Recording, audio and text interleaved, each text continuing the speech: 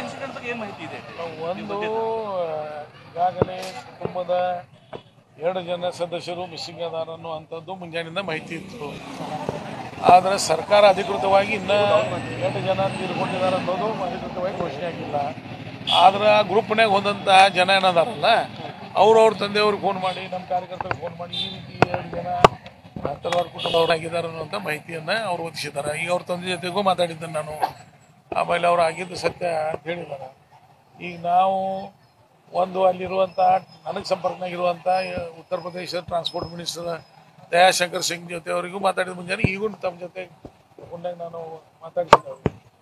ಅವರು ಯಾರ್ಯಾರು ಈಗಾಗಲೇ ಮಿಸ್ಸಿಂಗ್ ಅದಾರ ಅವ್ರನ್ನ ಹುಡುಕಿ ಅಲ್ಲಿ ಟ್ರೀಟ್ಮೆಂಟ್ ಅಂತೂ ಈಗ ನಮ್ಮ ಕೆಲವೊಂದು ಕಾರ್ಯಕರ್ತ ಅಡ್ಮಿಟ್ ಹೋಗಿದ್ದಾರೆ. ಅಲ್ಲಿ ಸರಿಯಾಗಿ ಟ್ರೀಟ್ಮೆಂಟು ನಡೆದಿದೆ.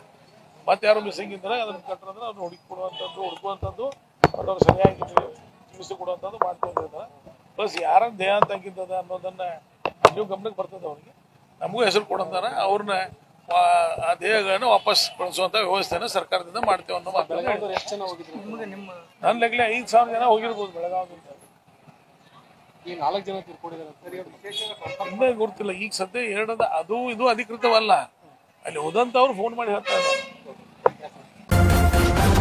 ನ್ಯೂಸ್ ಫಸ್ಟ್ ನಿರ್ಭೀತಿಯಿಂದ ನಿಮ್ಮ ಪರವಾಗಿ.